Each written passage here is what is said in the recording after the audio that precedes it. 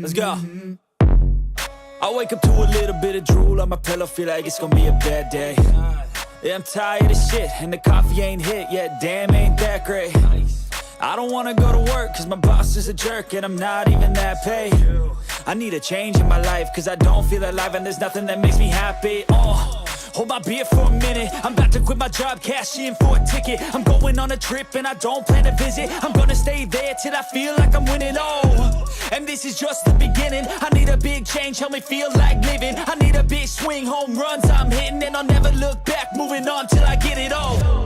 And we all got dreams, we all want things, but what you gonna do for it? How you gonna move for it? What you gonna be?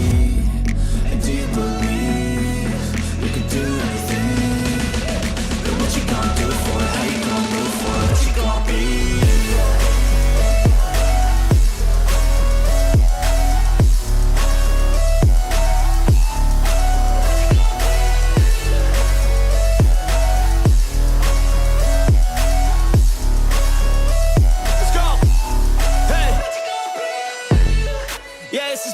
My strife, my right to fight, to die on.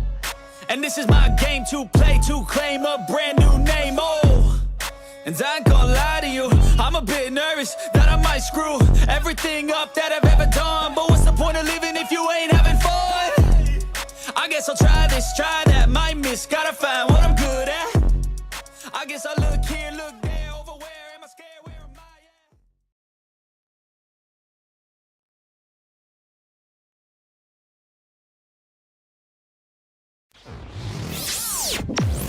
at? And now, Mike's thoughts. Have you ever noticed the loudest track talkers are the ones that know the least? Like, bro, what are you even talking about? All that noise and you haven't even got your facts straight? You're running out here running your mouth like you're Mel Kiper Jr., but everywhere that comes out of your mouth is straight wrong? You confidently are incorrect. You built entire personality around being wrong loudly? It's wild. These are the same people that argue with stats, argue with film, argue with reality itself. You can show them receipts. You can show them the tape and they'll say, nah, that's not what happened. Like, bro, are we watching different film? Are we watching different leagues? Do you have ESPN 13 or something? Like, what? The best part about it is when they're finally proven wrong. Dead wrong. They just moved the goalposts. Well, that's not what I meant. No, that's exactly what you meant when you're puffing your chest out 2 weeks ago acting like you're an expert. So to all those self-proclaimed know-it-alls out there, if you're gonna talk, at least know what you're talking about. Otherwise, sit down, grab a notebook, and listen to Man Hour NFL Talk and take some notes. Because I know what I'm talking about. I do my homework, and I know that the Houston Texans are complete trash. Because at the end of the day, being loud and wrong does not make you smart. It makes you just a clown in the room. So as the people say in the comments, put down the bong, Buck, you crazy. Hold my beer and cue that intro. Are you ready for the best damn NFL show on the planet? Man Hour Nation, rise up. Yeah, hey, let's go. Hitting that gridiron, we going hard, we running the plays. You know the vibe, only the strong survive. Gotta keep your head in the game. Talking NFL, uncut, straight raw. Steady bringing that sauce. We about to take off. Get it hype, this Man Hour Sport Talk. Yeah, from the quarterback to the lineman. Everybody bringing heat. You don't really want to try them. Hey, who gon' win? It's a battle of the giants. This show is the flyest. Nobody can deny it. This is Man Hour Sport Talk. Man Hour Sport Talk. What team you reppin'? We keep it interesting. Who caught another down? Who got that interception? This is Man Hour Sport Talk. Man Hour Sport Talk. What team you reppin'? We keep it interesting. Who caught another down? Who got that interception? Let's go. What is up, Man Hour Nation? Welcome to Man Hour NFL Talk, your go-to spot for live, raw, uncut uncut NFL talk, and I'm so glad you're rolling with us today. But before we jump into today's action, guys, head over to manhourradio.com. That's where you can find the exclusive merchandise, the blogs, and everything that's happening with the show. So if you're rocking the Man Hour, that is a spot to rep it. Make sure you guys hit the like button, hit the share button, and subscribe so you never miss a live interactive show. That's the easiest way to stay plugged in with us. But if you want the full Man Hour experience, if you want the full, live, raw, uncut experience, become a Big Skin Pundit. Guys, that is our members-only community. You get free entry into all the weekly NFL pick'ems, giveaways, exclusive merchandise, and, of course, the bonus live streams that only our Pigskin Pundits get. So if you want that next level access, guys, join the squad today. Now, remember, this is a live interactive show, so drop your thoughts, drop your opinions, and drop your hottest of the hottest takes down below, because I want to hear from you. I want to hear from you, Mellow Mike. Guys, Mellow Mike is in the chat today. He says, did you see that joke shot from Mahomes? I thought he had no reflexes, baby. My man. We know damn well the Jacksonville Jaguars took that game away. We know damn well that Patrick Mahomes is still the man, the myth, the legend. And we know damn well that no matter what you say, you are going to be wrong. But yes, we did see the Monday night game. We talked about that last night. We talked about it Monday night as well. Or we talked about it last night. I should say about the Monday night game. But you know what? It is. Mellow Mike also says, Buck, you got the game same as we had them. Mahomes choked on the one baby. For us, CJ Gardner-Johnson was freelancing and cost us a 21.3-point lead. We lost 3 games by 1 scores possessions. You're not wrong, Mellow Mike. You are not wrong 100%. Now, however, if you would have tuned in yesterday, my man, I know you were kind of like scared and whatnot. You were scared of what was going to happen. But the truth of the matter is that we sat there. I'm trying to fix the chat here. We sat there and we talked about how good your Houston Texans were last night. We talked about how good those Houston Texans were last night, baby. What is going on? Why can't I adjust this? I don't know what's going on with the chat today, guys. Yeah, we'll figure it out at some point. I think we'll figure it out at some point. But it is what it is. Sorry. I was messing around pre-show and trying to work the coach row, but whatever. Mellow Michael says, CJ Gardner-Johnson, gone 2 games, Texas 2-0. Coincidence? I think not, baby. Mellow Mike, listen. CJ Gardner-Johnson got cut, week 4, right? Week 4. And when you look at the Houston Texans, yes, they've been battling a little bit back and forth. Yes, they've had all these 1-score games, but let's just be honest. You played not so great teams the last couple weeks. Let me rephrase that. You have played not so great teams the last couple weeks. Matter of fact, you played some, where's the look we're looking for? Oh, yeah, shit teams. You played some shit teams. You played the Tennessee Titans for crying out loud. The worst team in the NFL. Shut them out 26-0. And then you played a battered and bruised Baltimore Ravens team. Because weren't you just saying back in week 4 when the Kansas City Chiefs beat the Baltimore Ravens, oh, they have 6 defensive starters out. Whatever. Yada, yada. Okay. You can't use that argument against the Kansas City Chiefs. They had 6 defenders out. Well, this last week, week number 5, when the Houston Texans went into Baltimore, Maryland, and beat the Ravens 44-10, they had 6 starters out as well. They also had no Lamar Jackson. They had Cooper Rush at their quarterback. And you dogging about that win? Now, I just want you to slow it down, baby. Now, you do play the Seahawks this coming week. You play the 49ers the coming week. And then you play the Broncos and the Jaguars yet again. If you can go 500 in that stretch, Mellow Mike, if you can go 500 in that stretch to be 5-6 going to the Tennessee Titans game November 16th, 2025, then, just maybe, then we might be having a different conversation. Because right now, until then, it's not going to happen. Until then, right now, it is not going to happen. The Tennessee Titans are overrated, overhyped, and how do I put this politely, Mellow Mike? They trash, baby. They are trash. No, I'm just playing. But prove me wrong. Prove me that you can beat the Seattle Seahawks. Prove me that you can beat the San Francisco 49ers. Prove me that you can beat the Denver Broncos, the Jacksonville Jaguars, and then the Buffalo Bills and the Colts and the Chiefs and the Cardinals. Prove me you can beat those teams, and then we might be changing our tune. But right now, overrated. Overrated. That's how it's going to be. Laura Johnson, headers in the chat today. Laura's a Johnson. Pigskin pun. Get you some. Laura is a pigskin pundit, and she says, good evening, man, our nation. What's up, Laura? What's up? Well, thank you for joining us today, Laura. And then Mike says, Texans have been injured the last few seasons. Nobody gives us the benefit of the doubt either. New offense is finally clicking. Seahawks and Broncos will show they are real.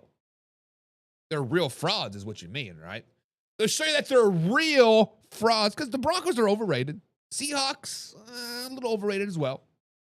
I think people are kind of like, don't know what to think of the Seahawks because, you know, they lose to the 49ers and then they beat it's just, you don't know what the Seahawks are going to You don't know what Seahawks team you're going to get. But the Broncos, they're going to come press because the Broncos played the Super Bowl last Sunday, and it's going to reflect when they get beat down by the New York Jets at 9 a.m. here on the East Coast on Sunday. Will Olson's in the chat today as well. He says the Texans might have the best defense in the NFL. They do have a pretty good defense. We will give them that. We will give credit where credit is due. Will. They're definitely a top 5. The best, maybe not so much, but definitely a top 5. Because when I look at defenses around the NFL, you still got to give credit to the Kansas City Chiefs. Still got a pretty good, damn good defense. The Jacksonville Jaguars still got a pretty damn good defense. The Eagles still pretty damn good defense. And then you got the Houston Texans. And you know what? I'm going to start the Rams up there too. The Rams got a pretty good defense as well. Let's just call it how it is. And then your Kansas City Chiefs, as Melon Mike, have the same record as us. If we're trash and overtraded, what are the Kansas City Chiefs?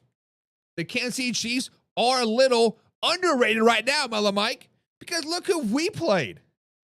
Look who we beat, right? We beat the Baltimore Ravens, a team that you're pounding your chest about. We beat the New York Giants, a highly underrated team.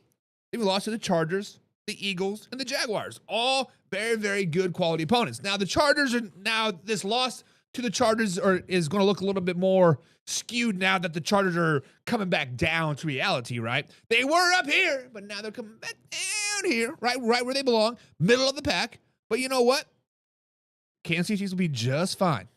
Not this week versus the Lions, but next week after the Raiders, week 7, they're going to start to roll. Commanders are going to start to roll getting some Monday Night Football yet again. And then we go to Buffalo Bills and kind of get smacked in the face a little bit.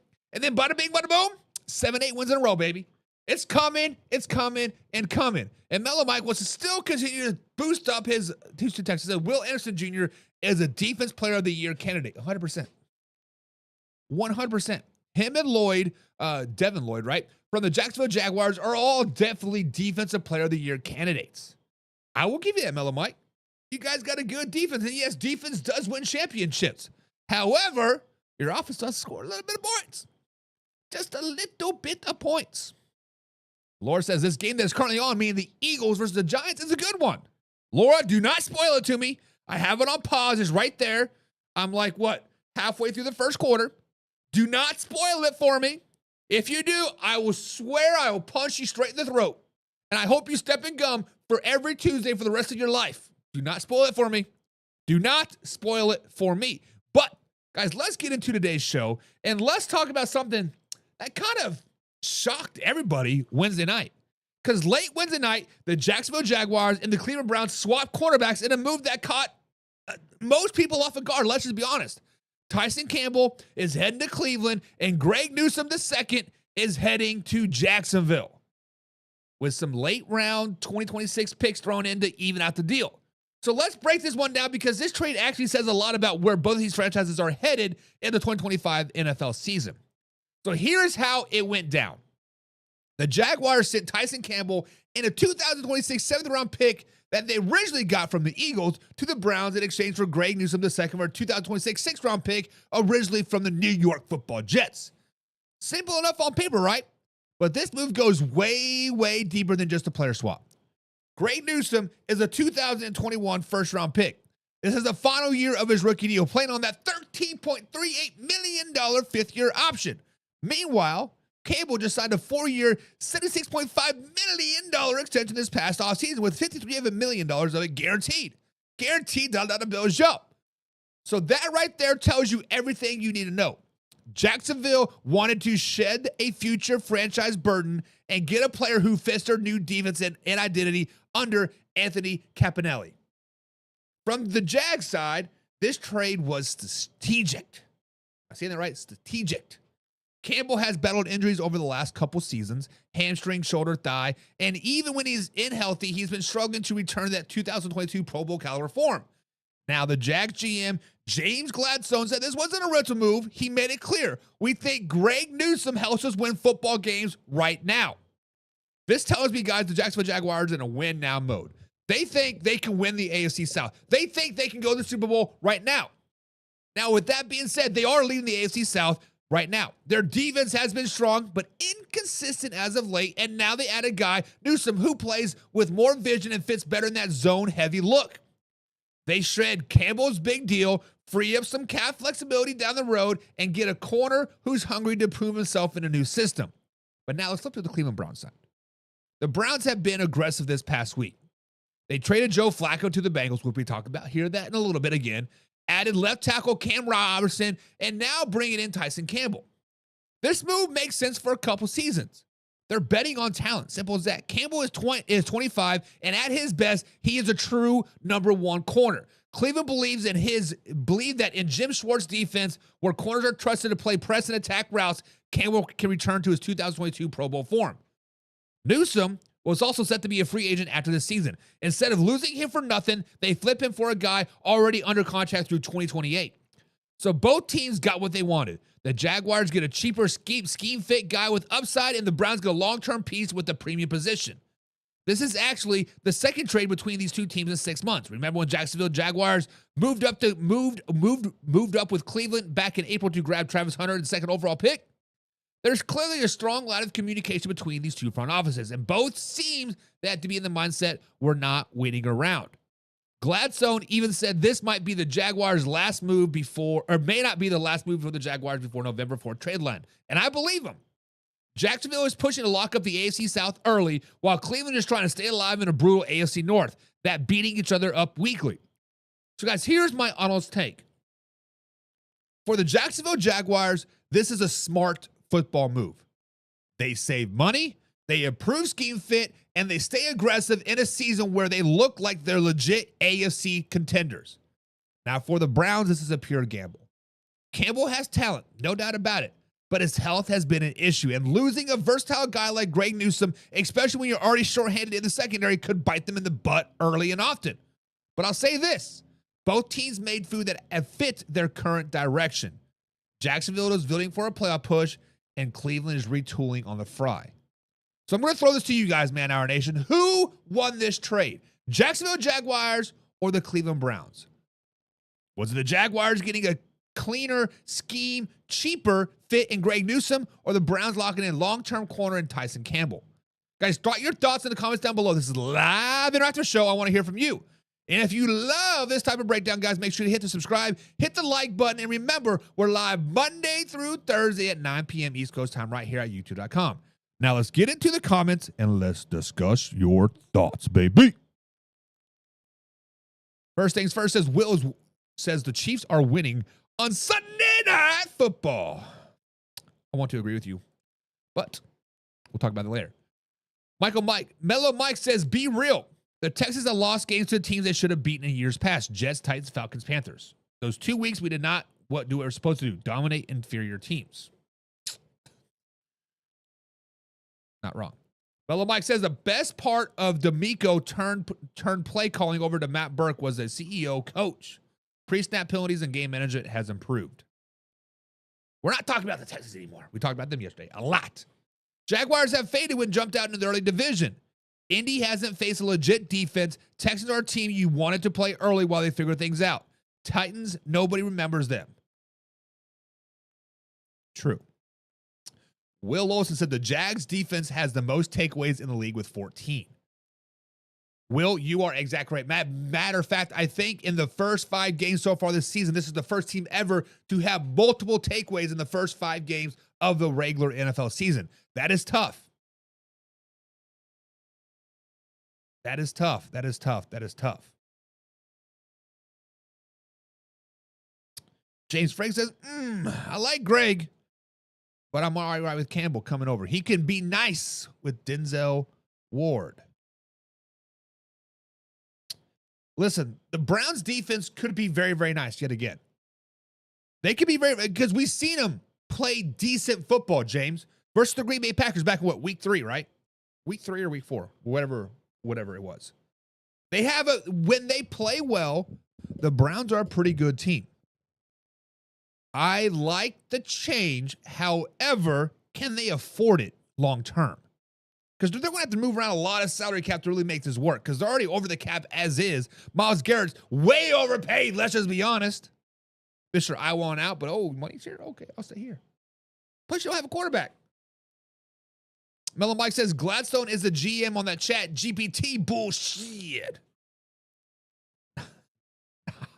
Not wrong. Not wrong, I guess. Mellow Mike says Newsome is better than Campbell. Jags won the deal.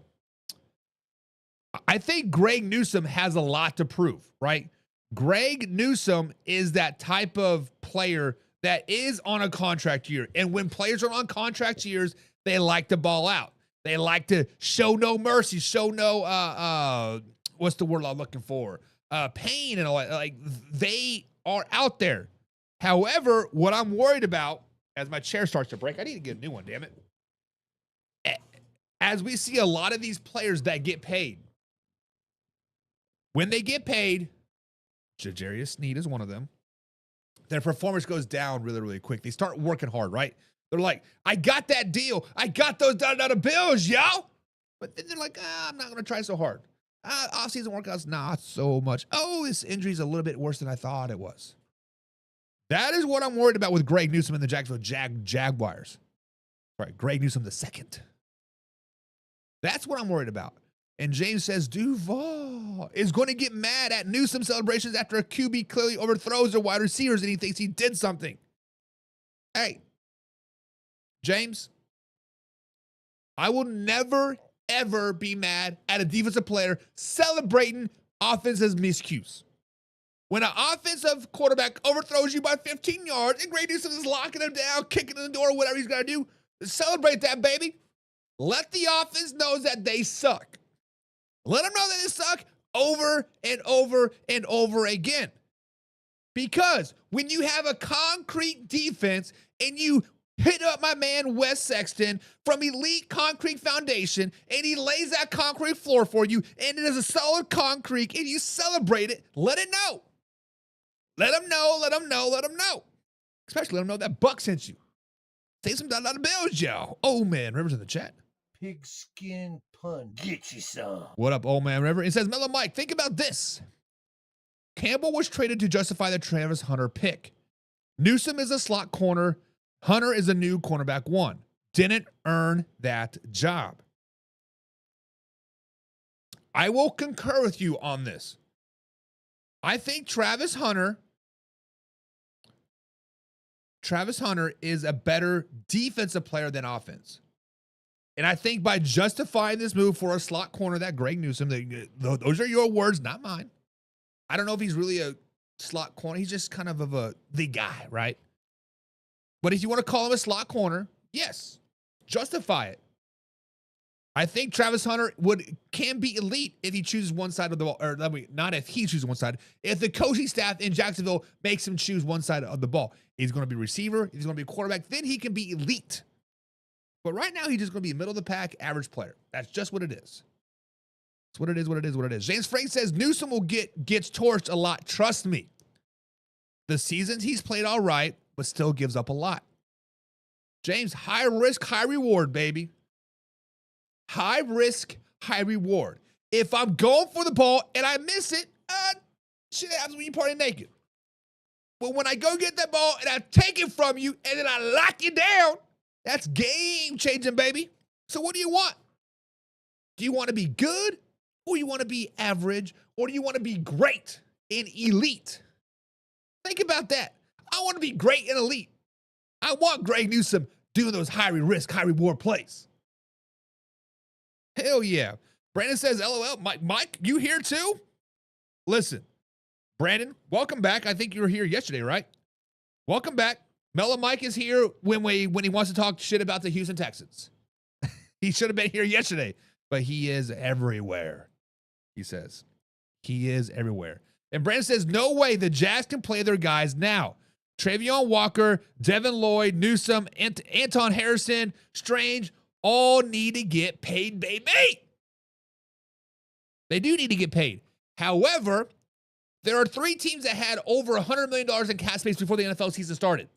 That was the Jacksonville Jaguars, that was the Las Vegas Raiders, and I believe it was the Seattle Seahawks, if I'm not mistaken.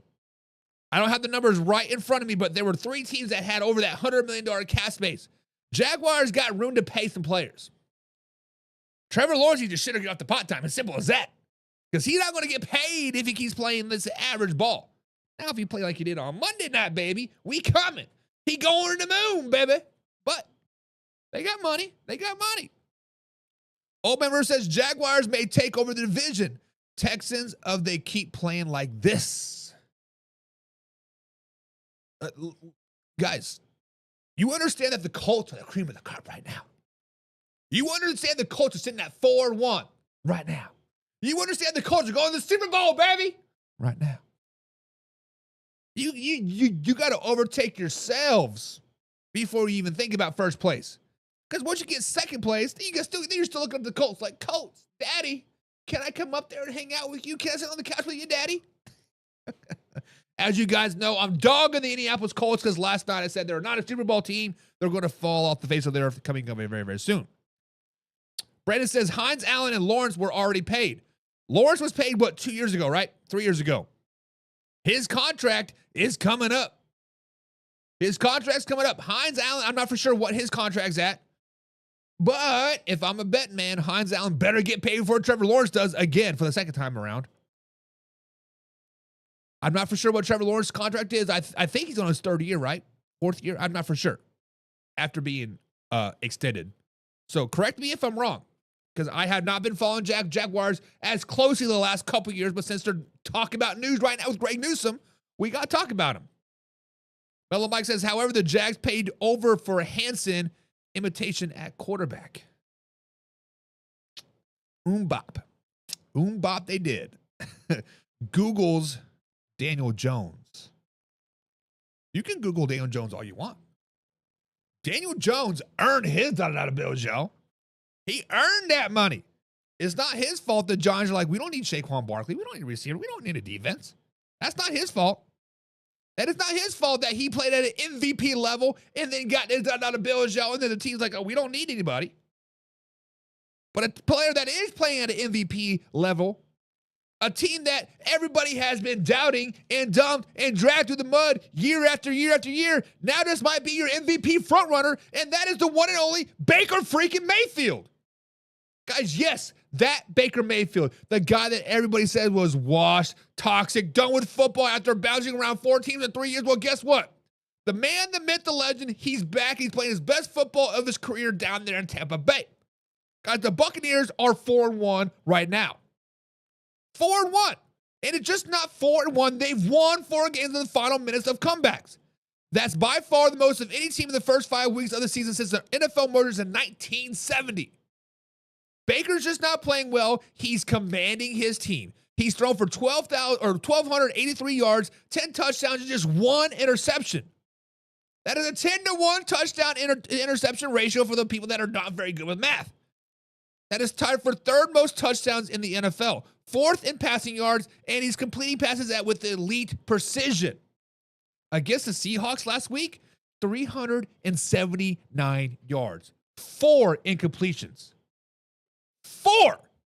That's the first time in NFL history a player has ever done that. So yeah, this isn't the same Baker that we saw in Cleveland or Carolina or in LA. This guy has matured, he's found his swagger, and finally landed in a place that lets him be himself. A freak of nature, the man, the myth, the legend, and Baker freaking Mayfield. Now let's rewind it just a little bit. Let's put it in the way back form just to make James just a little bit cranky. Because back in Cleveland, Baker was the cocky, fiery first overall pick. 23-year-old, chip on his shoulder, attitude on full blast. Fans loved him at first and then turned him in when the winds dried up. But down in Tampa, that same energy hits a little bit different. After the Bucs' 38-35 win over Seattle, a video surfaced of Baker jawing with Seahawks fans before kickoff. Fingers pointing, expletive flying, vintage Baker Mayfield. He told the fan, and I quote, "You're going to be real quiet at halftime." Then after the win, he found that fan again, went down while skipping down into the tunnel. Old Baker would have been criticized for that, but now fans are calling it moxie. They're calling it leadership. Like he said himself, early in my career, it was cocky and immature. Now it's moxie and he's a dog. Same stuff, different day. The only difference now is he is winning. And when you win, the narrative changes. Baker, been clear. He feels free in Tampa Bay. He said it multiple times. They let me be myself. And you can see it. His teammates are feeding off that fire. Wide receiver Shirley Shepard, who played with him back in Oklahoma, said it best. He's not scared to bite back at somebody trying to get at him. And we all love that. Everybody feeds off his energy. Even the defensive side, Hassan Reddick, who's trying to revive his own career, said, "We got nothing but confidence in Bake. He's balling, and he's unprecedented level. My MVP right now is Baker freaking Mayfield." Think about that, guys. MVP talk around Baker Mayfield. 2 years ago, that sentence would have been a punchline. Today, it is a legitimate conversation. Here's the part that hits home the best. Baker hasn't changed who he is. He has just matured into it. He's now 30, a husband, a dad, and a guy who's learned how to channel that chip on his shoulder in the right way. Off the field, he's Baker and Emily Mayfield Foundation is quietly helping smaller nonprofits across Tampa. He's given back. He's grounded. Come game day, that fire is still there. He told reporters that this week, at the core, I'm definitely the same, but I matured in different ways. I'm not worried about the little things that don't matter, but in a competitive football game, that will never change. I am unapologetic Baker freaking Mayfield. So guys, let's talk about it. Is Baker Mayfield an MVP candidate in the 2025 NFL season? And if we're being honest, yes, he deserves to be in that conversation. 10 touchdowns, 1 pick, 4 game-winning drives, and Tampa Bay sitting at the top of the NFC South post Tom Brady. And here's the best part. He's not chasing the MVP narrative. He told reporters this week, whatever's being said is a testament to the offense and the group we have. You have never done it alone. That's growth. That's leadership. This is no longer the Baker Mayfield story. It's the Tampa Bay Buccaneers comeback story. Baker has always been Baker Mayfield. The only thing that's changed is his context. He's not the villain anymore in Cleveland. He's the comeback story of the NFL season, a guy who went unwanted to unstoppable. And if the Bucs keep winning like this, the MVC conversation isn't hype, it's reality. So let me ask you guys this question. Has Baker Mayfield officially redeemed himself? Is he a legit MVP candidate or just another early season hot streak down there in Tampa? Drop your thoughts down below. This is a live interactive show. I want to hear from you and hear what you think at the end of the day. But before we head out, guys, make sure you hit the subscribe button, hit the like button. Remember, we're live Monday through Thursday at 9 p.m. East Coast time for at least the next 3 weeks until the end of the high school football season, and then we'll be back on the Friday show. So, guys, let's get into your comments. Oh, man, River.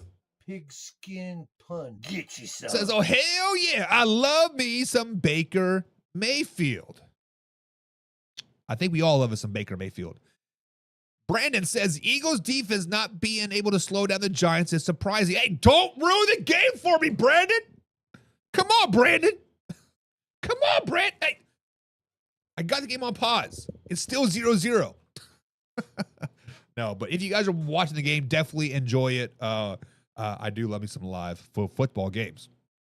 Mellow Mike says, what we have seen is Baker growing up in front of our eyes. Who he was at Oklahoma/Cleveland is not who he is now. McVay rehabbed, get a McVay coordinator in Tampa. Listen, I loved Baker Mayfield at Oklahoma. When he went on to that Jayhawk and went out to shake their hands and said, no, we're better than you. And he like, yeah, take that. I knew right then and there Baker Mayfield was going to be a dog in the NFL. He was already a dog in college, right? Let's not worry about that. The minute he did that, I knew he was going to have that chip on the shoulder and be a dog in the NFL. I did not realize it was going to take him 6 years to become that dog or to have that team that respects that dog. But he is a very, very fierce competitor, and that's exactly what Will Olsen says. Baker is a fierce competitor, but the Buccaneers are overrated. The Niners will beat them on Sunday. That's going to be a great game. This is going to be a flashback to, early 90s-ish, right? When the Cowboys, 49ers, the Buccaneers, and the Packers were all kind of in that struggle hold type of thing. Yes, the Buccaneers did not quite last as long as the Packers and the Cowboys and the 49ers, but they were up there for a couple years, right? Old Man River says, I'm still pissed he isn't a Raider. Old Man River, who wants to be a Raider? Geno Smith doesn't want to be a Raider. Baker Mayfield certainly didn't want to be a Raider. Hell, Amari Cooper went to Las Vegas and saw old Geno Smith, and Pete Carroll's like, I'm out. Deuces. Nobody wants to be a Raider. So you can be pissed all you want. Baker would not be thriving in Vegas the way he is in being in Tampa. Let's just be honest. Mellow Mike says, Jerry Jones getting that 250 bird. This man lied worse than a politician. Was bantering with our fans. NFL. No, we read your lips, gave the bird, and your lips said F you. You ain't John Cena. Did Jerry Jones get fined $250,000 for that? That is tough. But Mellow Mike says Dak Prescott and Baker Mayfield are both front runners for MVP right now. Now, you got to respect what you're saying there, Mellow Mike. Dak Prescott is playing out of his mind right now. Baker Mayfield is playing out of his mind right now.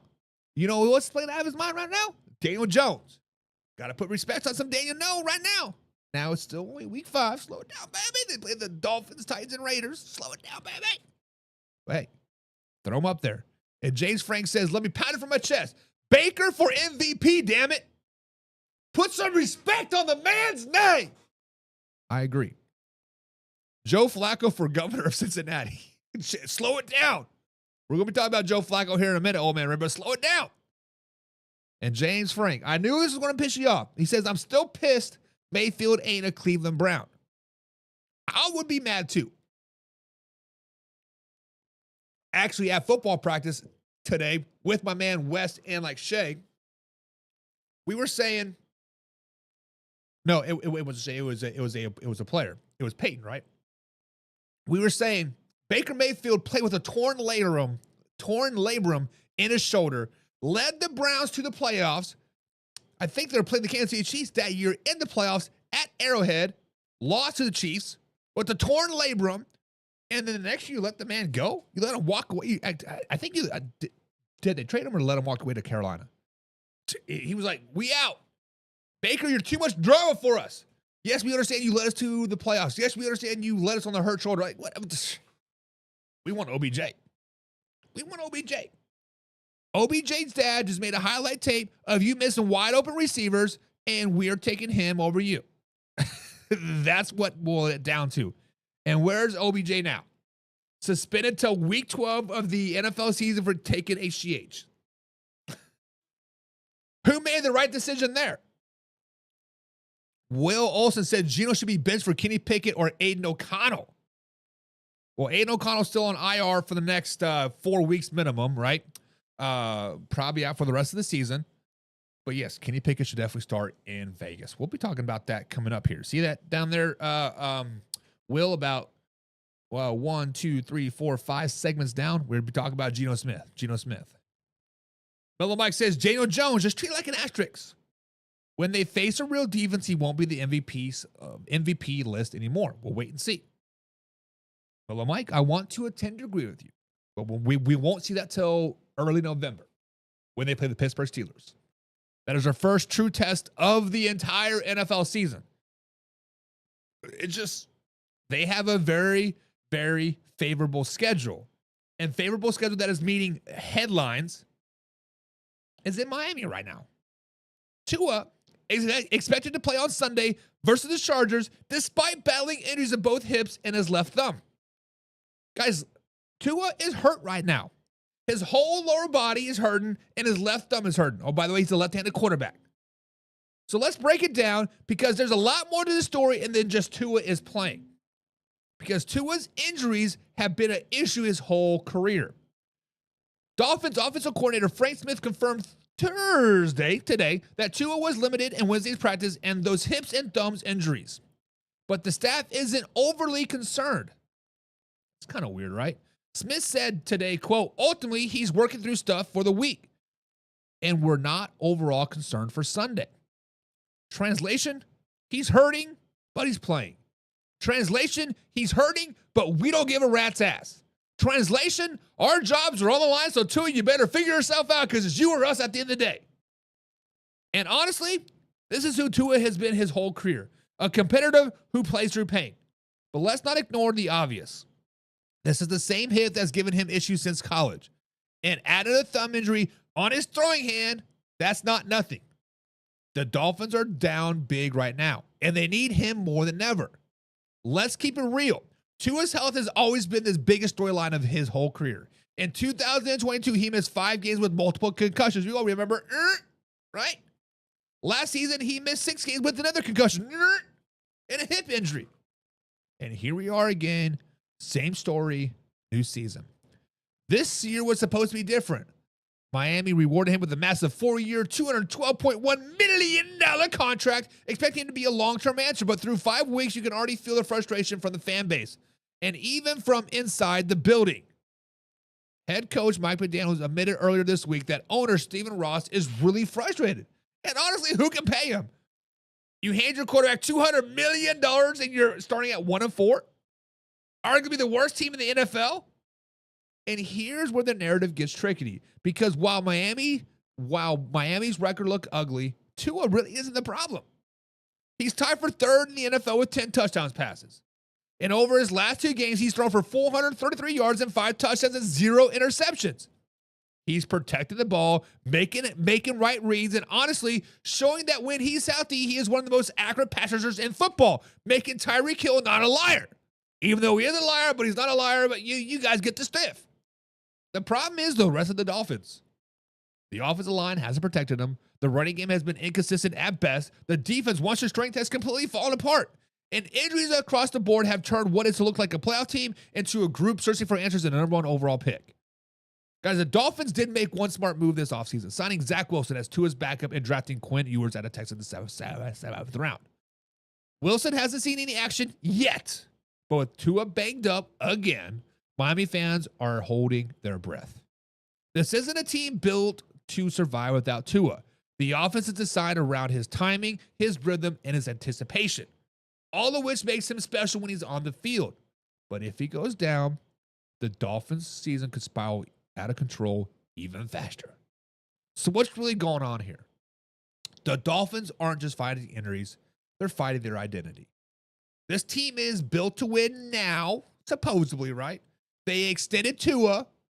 They still got Tyreek Hill, even though he's injured, he's not going to sign next year, but whatever. They still got Jalen Waddle, not too much, right? And a defense that's supposed to be loaded with playmakers, but they're all injured.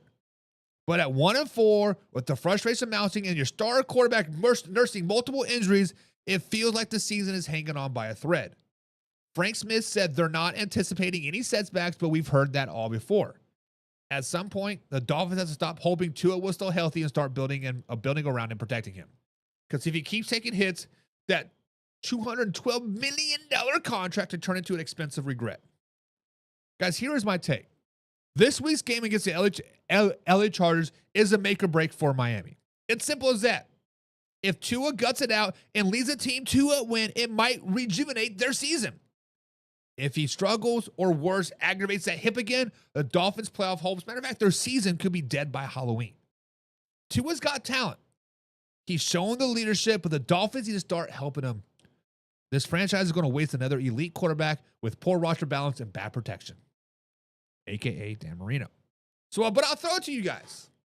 Should the Dolphins rest Tua and think long-term, or should they let him play through it and see if he can save their season?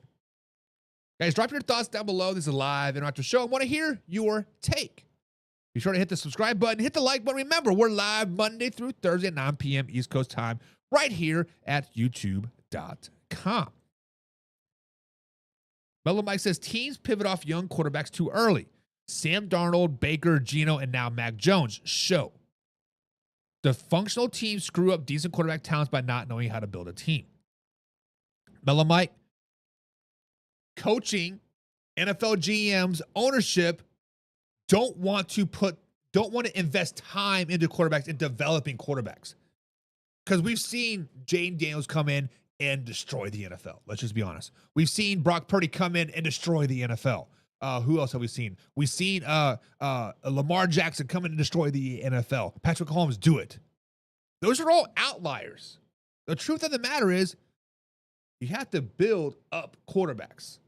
You have to build up. Like, you have to teach them how to be NFL. Just like in high school. You cannot expect a kid to know what you know. You have to teach them that. That's why you're the coach. That's why they're the player. It is what it is. James Frank says, Shaquan Darkmary is on Prime is fire. I have to check that out. Mellow Mike says, Tua being injured? Shocking. No. Consistently, absolutely. Tua is a good quarterback with the body of a 46-year-old quarterback. Which is tough because if Tua could just be on the field healthy, would we be talking about him as a top 10 quarterback? Probably. He has the mindset, he has the knowledge, he has the arm strength. He has everything but health. And it sucks for him. It sucks for him. Will also says, if the Dolphins can turn things around, they're lucky they have a tight end, Darren Waller, and he is a beast. They'll have Darren Waller until they go 1-7, and then he'll decide to start rapping again. That's just what it is. Mellow Mike says, Miami has quit on McDaniels like the Ravens have quit on John Harbaugh. I agree with that. And I definitely concur with that statement. The Ravens have 100% quit on John Harbaugh. John Harbaugh needs to be fired today. Mike McDaniels needs to be fired yesterday. If Miami Dolphins wants to salvage a season, I mean, at this point, can you really salvage a season? They're 1-4, potentially going to go 1-5 after this week when they play the LA Chargers. Like, it's just... Get him out of town. Get him out of town, just like what the Cleveland Browns did to Joe Flacco. Guys, and tonight we're talking about a move that the Bengals fans buzzing. That one that may not mean people that think what it means. Guys, Joe Flacco, yes, 40-year-old Joe Flacco is now starting quarterback for the Cincinnati Bengals. And I want to say this straight. Straight from my mouth into your ear holes, come a little closer. Starting Joe Flacco is not a season-saving move that everyone thinks it is. It is a complete waste of time, a complete waste of energy, a complete waste of resources at the end of the day. But here's how we got here. The Bengals made a rare interdivision trade with the Cleveland Browns on Tuesday, sending 2026 fifth-round pick to Cleveland in exchange for Joe Flacco in the 2026 sixth-round pick. Zach Taylor called him that night and said, "Welcome to the Bengals. Now get ready to start on Sunday." Yes, that's right. Less than 48 hours after the trade, Flacco's walking into a practice wearing number 16, taking first-team reps. The Bengals face the Packers this weekend. And here's the kicker. Flacco's already played against the Green Bay Packers this season while he was wearing the Browns back in week 3. Cleveland Browns actually won that game 13-10 because Jordan Love is trash. So, yeah, Zach Taylor's banking on Joe Flacco's recent familiarity with the Green Bay Packers defense, but let's just be real. That's not enough to fix what's wrong with the Bengals team right now. The Bengals are 2-3, and they're sliding fast. Joe Burrow went out after surgery on his turf toe. Jake Browning couldn't get it done, and now the Bengals are desperate. But Joe Flacco? Come on, man. This is the same Flacco who's been bouncing around the league for the past few seasons like a veteran for hire. Jets, Browns, Bengals, Colts, and let's not forget, he's already faced the Bengals once this season back in week 1. And as a Brown, he lost the game 17-16. And that game, he went 31 for 45, 290 yards, 1 touchdown, and 2 picks. That's exactly not game-saving football. He's walking into a new offense midseason, learning new terminology, building new timing with receivers like Jamar Chase and T. Higgins, and expected to save a sinking ship? That's a tall order, even for a Super Bowl MVP. And do not forget, the Packers know what they're getting. Safety Evan Williams said it himself. We've seen his footwork, his tendencies, his timing. We know he's not mobile. We just have to adjust for the new weapons of the scheme. So Green Bay's coming into this game with film, firsthand experience, and a defense that's already limited Joe Flacco once this season. Even Packers head coach Matt LaFleur said, I don't think outside of the division game, I've seen the same quarterback on a different team in 3 week span. Translation, they're not scared. They're curious, but sure the hell is not scared. The real issue in Cincinnati isn't under center. It's everything around them. The offense has no rhythm. The protection is consistent. The run game is non-existent. And this defense, once the heartbeat of the team, has given up a chunks of plays all season long. Swapping Jake Browning for Joe Flacco doesn't fix that. And let's just be honest, Flacco's 40. He's not mobile. He's not escaping pressure. And behind the Bengals offensive line, he may not even finish the first quarter. You can call it a veteran presence. You can call it a stabilizing move, but it really is. It's a panic button, and they're pushing the hell out of it. Even Jake Browning admitted it. This is pro football. You play hard, you get replaced. He said after practice, welcome to pro football. You're going to get replaced. Obviously, I'm pissed, says Jake Browning. But if I wasn't, I shouldn't be here. Duke Tomlin, the Bengals' de facto GM, told Taylor about Flacco's deal. And Taylor gave the green light immediately. Within hours, Flacco was in a car from Cleveland to Cincinnati, citing the playbook on a drive down I-71. That's the last ditch ever to say his season slipping away. Guys, here is the facts about this whole situation. Joe Flacco is not a savior. Joe Flacco is not a bandage. Joe Flacco is super glue on a wound that he should have went to the hospital, War West. The Bengals are just trying to stop the bleeding until Joe Burrow gets healthy, and it's not going to work. Yes, Joe Flacco might have experience. Help might steal them a game. Maybe two, but this move does not make the Cincinnati Bengals any sort of contender. It does not make them 500. It does not even make them a third best team in the AFC North. He is a turnover machine. He turns the ball over, can't scramble, he's going to get sacked, and he's a 40-year-old old man being asked to save young, talented roster from his loss of identity. So I'll give you this. He's a pro's pro. He'll step in, he'll prepare, and he'll compete, but this isn't 2012 Joe Flacco anymore. This move is about reviving the Bengals season. It's about surviving it. If the Bengals think this is the spark that's going to get them back in the playoff picture, they're fooling themselves more than they're trying to fool us. But let me ask you guys this, man, our nation. Is Joe Flacco really the answer in Cincinnati? Or is the Bengals just trying to buy time until Joe Burrow gets back? Which, I mean, let's just be honest. That's what they're doing. But was this the right move? Drop your thoughts below. It's a live interactive show. I want to hear from you. Hit the subscribe button. Hit the like button. Remember, we're live Monday through Thursday at 9 p.m. East Coast time. James Frank says, nurse head scratch to Joe. I think that's what that is. Much love for that magical 2023 season. Pray for you behind that horrible Bengals offensive line. James Frank, let's flash back to 2023. Joe Flacco was sitting on his couch. He had a beer on his belly, a bag of Cheetos in his lap, and he was eating them, drinking them, watching the game. The Cleveland Browns go down to their fourth quarterback at this particular time. They call Joe Flacco, hey, come on and play, buddy. Come on down. We don't have anybody else. Snoop Huntley isn't doing it. Deshaun Watson, Ginger, I don't even know who else had that. Hey, they had that particular season. But 5 quarterbacks, and then boom, Joe Flacco. Even during that magical run, he still turned the ball over a hell of a lot. He had a 1-to-1 touchdown to interception ratio in those 5 games that he played with the Cleveland Browns. He's been a turnover machine. He got benched last year twice for Anthony Richardson. Replaced him, got benched, replaced him, got benched again. Then he got replaced by Dylan Gabriel, arguably the worst rookie quarterback in the entire NFL right now. Come on. It's terrible. But Mike says the Bengals are evaluating their roster per Zach Taylor. Code for tanking. They're going to move off Burrow. Cleveland is rebuilding, hence the start of the fire sale. The Cleveland Browns are definitely rebuilding / retooling, whatever you want to call it. The Bengals are definitely understanding that they're in a situation right now where they need some offensive line help. But can they really tank? I don't know. That is tough. But if Joe Flacco is your answer for a tank, you might as well hire Brian Flores while you're at it. Too soon? Too soon on that one?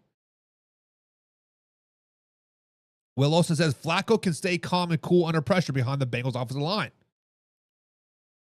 Well, Will, he will definitely have to stay cool and collective underneath that pressure from the Bengals offensive line because he's going to be on his back looking up at the stars after he snaps the ball. Ever since Orlando Brown Jr. got stolen from my Kansas City Chiefs, he's been a complete shit show in Cincinnati. He got paid, got those $1 bills, yo. But he's been shit ever since. I saw him up at the New Heights podcast up in Cincinnati a couple years ago. This man had a foxtail hanging out of the back of his pants. This man's a furry. No wonder he's so terrible.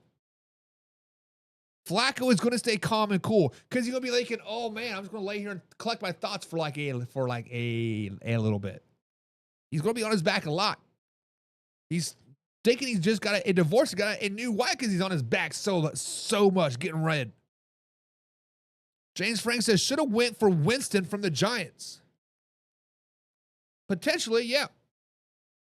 Or, hear me out, stuck with Jake Browning, because Jake Browning did pretty well back in 2022, 2023.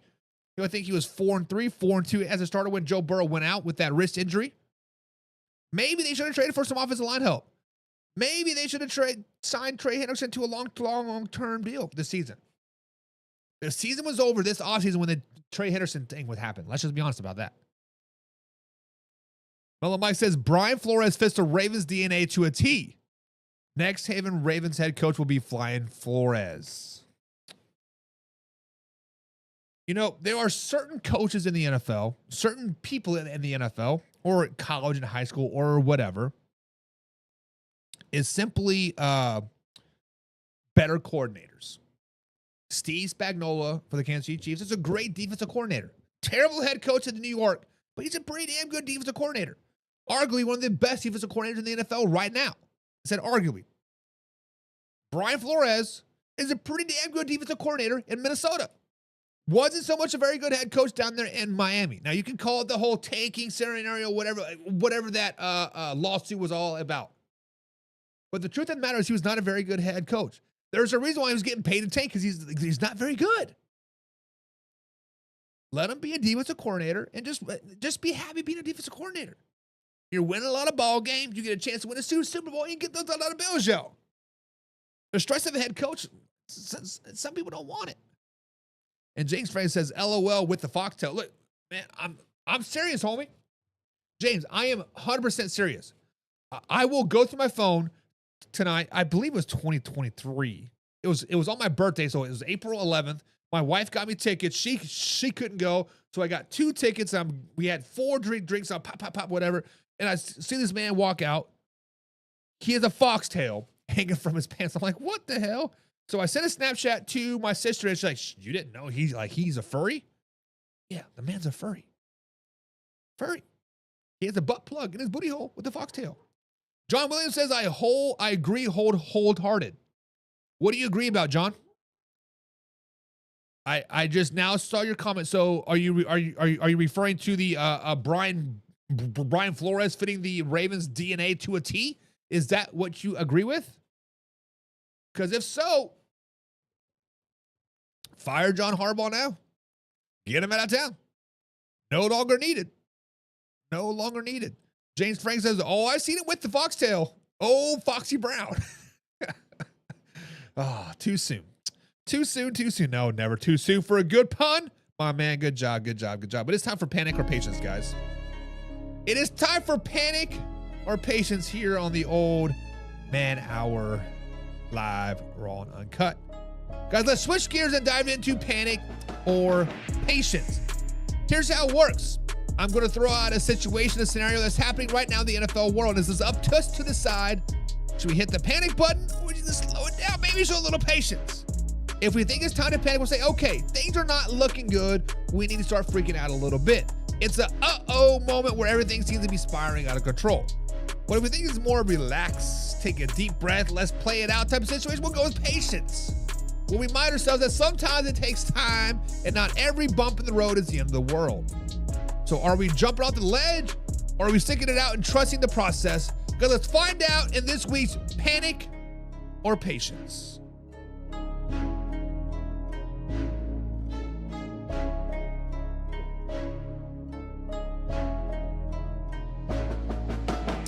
All right, guys, so welcome to Panic or Patience. And this week, we're going to start with the San Francisco 49ers. Because right now, that quarterback situation in the Bay is getting a little bit shaky. Right? Brock Purdy still out with that lingering toe injury, hamstring injury, upper body issues, shoulder issues. He's hurt. He's missed three of the first Niners' 5 games. And while Kyle Shanahan says he's progressing, there's still no clear timeline for his return. So the biggest question for tonight, guys, is it time to panic? Or should the 49ers stay patient and wait for Brock Purdy to come back? Guys, here's where things stand. Kyle Shanahan confirmed this week that Brock Purdy hasn't practiced, and they're not even thinking about placing him on injury reserve yet. But that means Mac Jones is likely going to get the nod again this Sunday against the Tampa Bay Buccaneers. And now let's give Jones credit. He's gotten the job done. He has led the San Francisco 49ers to 3 straight wins, filling in for Brock Purdy. But here's the catch. Mac Jones is also banged up. He's dealing with left knee injuries and an oblique injury, both of which limited him practice so far this week as well. He even took a hard hit against the Rams last Thursday and had to get medical attention on the sideline before getting out to finish the game. That's 2 quarterbacks in the same room dealing with significant injuries. And the third, Adrian Martinez, who has never taken a regular season snap in his life, getting reps with the starters this week. So yeah, this is officially uncharted territory for the San Francisco 49ers.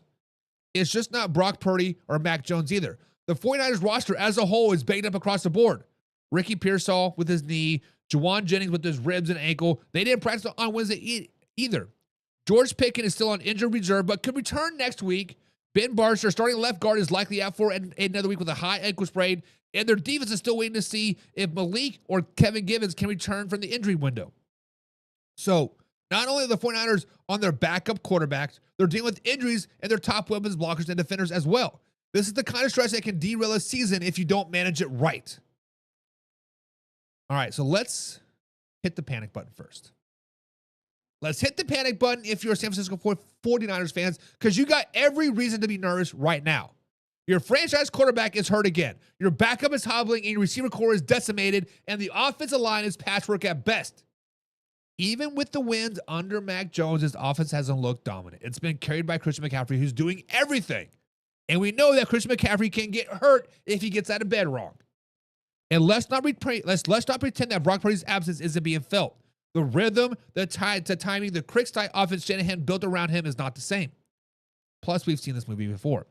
When injuries start to pile up in San Francisco, they just don't go away. They snowball, and they snowball again. So, yeah, you could argue that the 49ers are teetering on the edge right now. But hold up. Before we sound the alarms, there's the other side to this. This is the San Francisco 49ers after all. They've been here, they've done that. And every single time they find ways to adapt and win. Let's not forget, this team has one of the deepest rosters in football and one of the best players in the entire NFL in Kyle Shanahan. Mac Jones has already proven he can run the offense efficiently. He's not flashy, but he's playing smart football and keeping them in games. And if Purdy progresses like Shanahan says, then this might be a 1-for-1 2-week issue.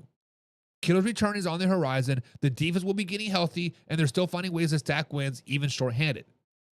Anything, this stretch could make the 49ers tougher when Brock Purdy does come back and the rest of the defense comes back healthy. So here's my thoughts. 49ers need to be patient. Yes, there's concern. There's no question about it. But as long as the 49ers keep winning football games without Brock Purdy, there's no reason to hit the panic button yet. They've got veteran backup who's proven he can manage games. They got a best all-around weapon in football, Christian McCaffrey, and they've got a head coach who knows how to win ugly. Now, if Mac Jones takes another hit or his team drops another couple in a row, then we'll talk about panic. But right now, Shanahan's got the control of the wheel, and the 49ers are holding steady. So I'll throw it to you, Man Iron Nation. Is it time to panic about the 49ers quarterback situation, or do you still have patience that Kyle Shanahan and company can weather the storm? Drop your thoughts below because it's a live interactive show. And I want to hear from you and hear what you think about the 49ers quarterback situation. James Frank says you need to be patient for the 49ers. You need to slow it down, baby. They got a good backup quarterback. Do not rush Purdy. Trust Mac. Mac is a dog and carry the squad while being injured. Now, James Frank, I had this conversation with the Pigskin Pundits on today on the ride home, on the afternoon drive.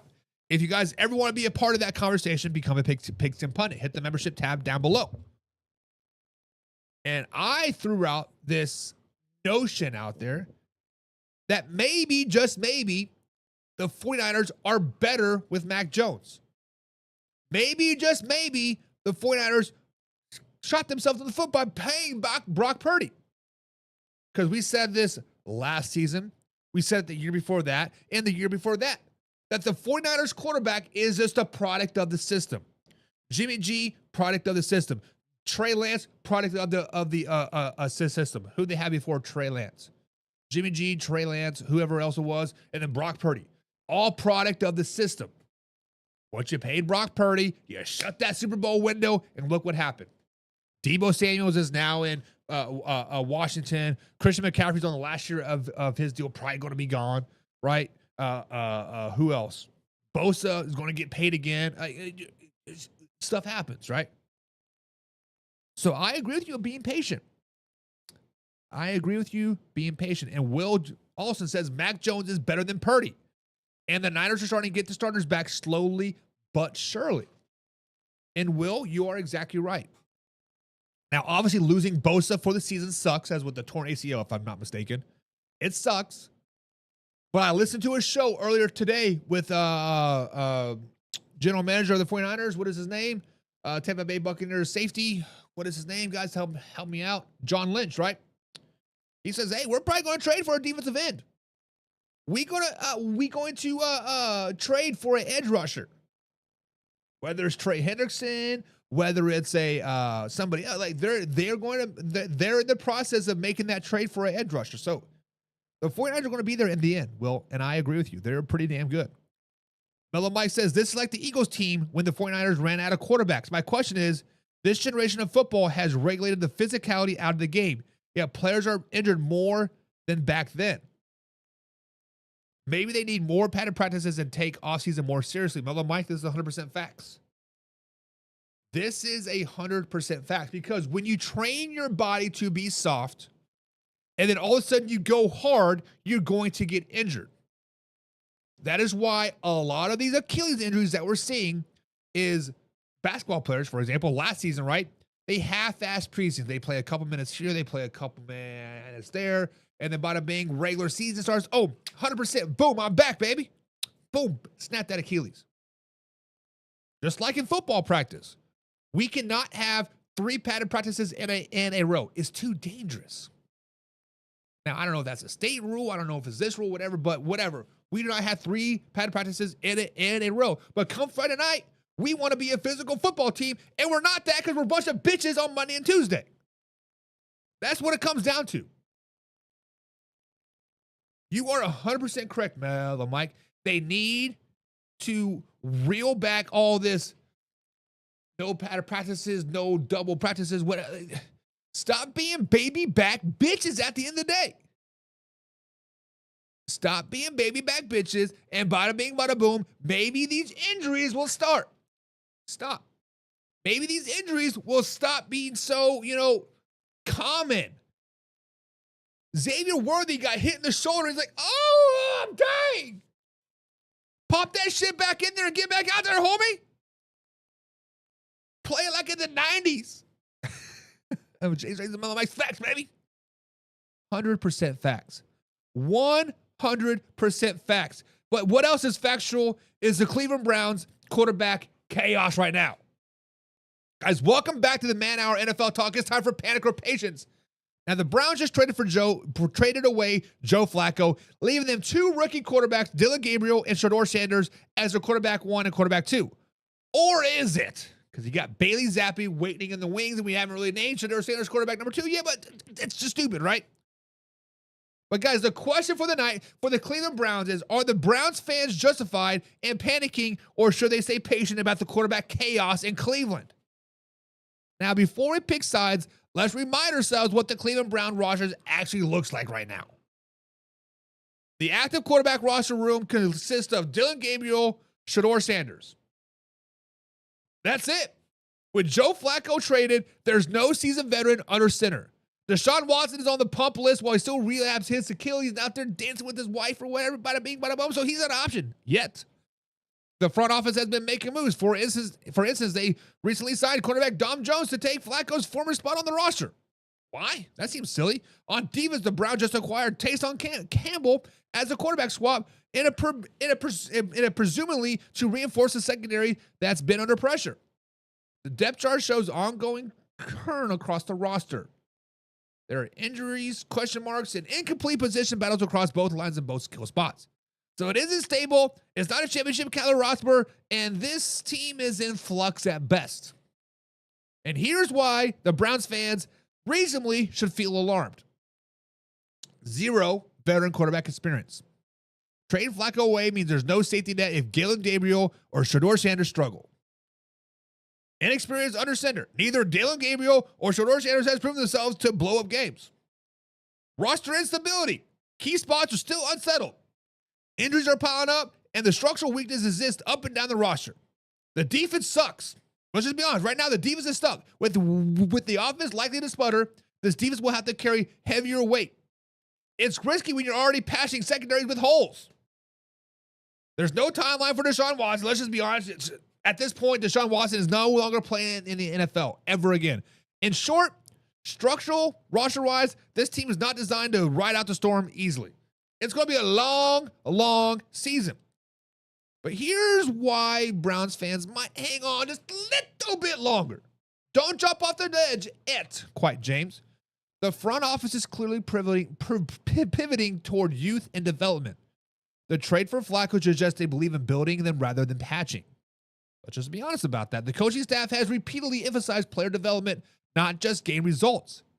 Kevin Stefanski said this week he'll be mindful of players' development. I mean, what else do you got at this point, right?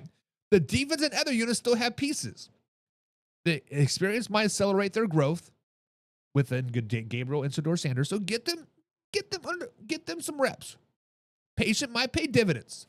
If one of the quarterbacks hold on to the roster stabilities with injuries healing, Cleveland could merge stronger in 2026. So slow it down, baby, right?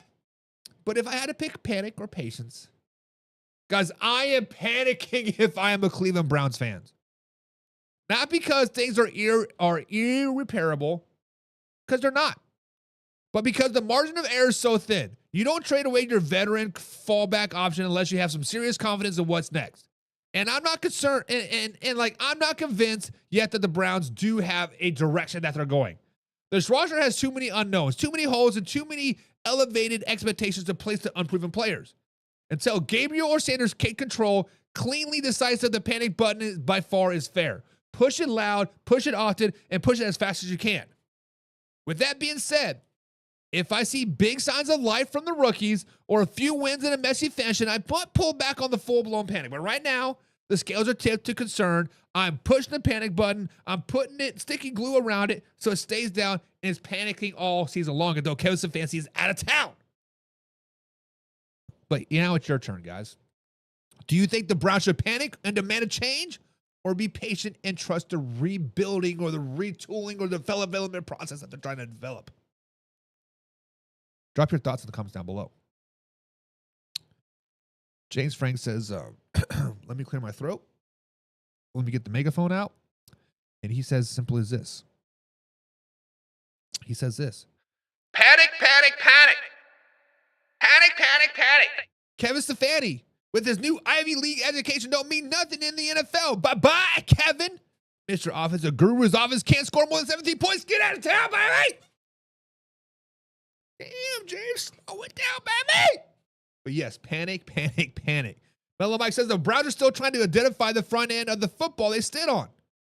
This organization has been a joke for decades because they failed at top 3 levels: ownership, general manager, and coaching. Say that again, Mellow Mike. They fail at all three levels: ownership, general manager, and coaching. The only way the Browns are ever going to be relevant ever again is if they move to Indianapolis at this particular point. Or to Baltimore, or, I don't know, Boise, Idaho. James Frank says, play Shador Sanders. And Quinshon Junkins, I trust. That man's a dog. But Mike says, whoa. Kevin Stefanski's a good coach. Andrew Berry is dog shit GM. He ruined that team with the Washington trade and every move following. That's tough. That's tough, but true. That is tough, but true. Benjamin Tucker's back in the chat today. What's up, Benjamin? He said the Browns need to find someone who can get their leadership position instead of keeping switching them every quarter. The Browns. So as you guys know, I'm a high school football coach. The team that I decided to help coach this season has never had a winning season. They started football back in 2005. So in 20 seasons, they have never had a winning season. The best they've ever done is 5-5. 500. Never a winning season. What did they do this last couple seasons? New athletic director, new football coach, new staff, brand new field, everything. Clean, completely cleaned house. That's what the Browns need to do. Now, obviously, you can't force an owner to sell, and unless he, says the N-word on a podcast and he's Indianapolis culture and owns Microsoft or whatever. You guys get him. Get him out of town somehow, some way, but that's not going to happen. Clean slate. General manager, gone. Coaching staff, gone. Does Sean Watson sit on it and spin at this particular point? I don't care. Get out of town. I'm already paying you to do shit, so just get out of town. Do something else. Do it somewhere else. But yes, the Browns need to find someone who can get in a leadership position instead of switching it every quarter. Benjamin, you said it perfect. You said it perfect, my man. But guys, that is going to be it for today's show. It's been real and it's been fun, but we are done for the week. We'll see you guys Monday, live, raw and uncut, 9 p.m. East Coast time. Until then, we out. Hey, now we live, man, our NFL talk, yeah. Now we live, man, our NFL talk. This is the show that you want. NFL raw and uncut, keeping it live. Gotta turn it up louder and get it ready for the man hour, yeah. Man hour NFL talk. Let's go.